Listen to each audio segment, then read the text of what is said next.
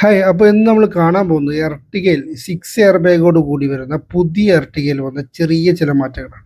അപ്പോൾ നമ്മൾ കാണാൻ പോകുന്നത് പിൻഭാഗത്ത് നമുക്ക് സ്പോയിലേഴ്സ് വന്നു എന്നുള്ളത്. പുതിയത് സ്പോയിലർ, അതായത് നമുക്ക് മുന്നേ ഇതിനകത്ത് വരാത്തൊരു സാധനമായിരുന്നു. അപ്പോൾ അത് വന്നൊരു ചെറിയ ചില മാറ്റങ്ങളാണ്, അത് വന്നു എന്നുള്ളതാണ്. ഇന്റീരിയറിലോട്ട് വരുമ്പോൾ കാര്യമായ മാറ്റങ്ങളൊന്നും ഫ്രണ്ട് റോയിൽ നമുക്ക് കാണാൻ സാധിക്കില്ല എങ്കിലും അത് നമുക്ക് സ്റ്റിയറിംഗ് കാര്യങ്ങളും ഇതൊക്കെ ആണെങ്കിലും പഴയതുപോലെ തന്നെയാണ്. വലിയ മാറ്റങ്ങളും സിസ്റ്റവും കാര്യവും എല്ലാം പഴയത് തന്നെ വരുന്നത്. VX മോഡലാണ് ഈ വാഹനം. നമുക്ക് പിൻ റോ, അതായത് ഇതിൻ്റെ നേരെ റിയർ സൈഡ് സെക്കൻഡ് റോയിലോട്ട് വരുമ്പോൾ AC വന്നുകൊണ്ടിരുന്നത് റൂഫിലായിരുന്നു, അത് മാറി ഇപ്പോൾ ഇങ്ങനെയാണ് AC വരുന്നത്. നമുക്ക് സെക്കൻഡ് റോയിൽ സ്പെസിഫൈഡ് ആയിട്ട് നമുക്ക് കൺട്രോൾ ചെയ്യാൻ പറ്റുന്ന രീതിയിലാണ് AC വന്നിരിക്കുന്നത്. അതായത് തേർഡ് റോയിലും AC വന്നിട്ടുണ്ട് എന്നുള്ളതാണ്. തേർഡ് റോയിൽ വന്നിരിക്കുന്ന AC നമുക്ക് ഫാൻ അഡ്ജസ്റ്റ്മെൻറ്റ് കാര്യങ്ങളെല്ലാം തന്നെ മാനുവലി കൺട്രോൾ ചെയ്യാൻ പറ്റുന്ന രീതിയിലാണ് മാരുതി ഒരുക്കിയിട്ടുള്ളത്.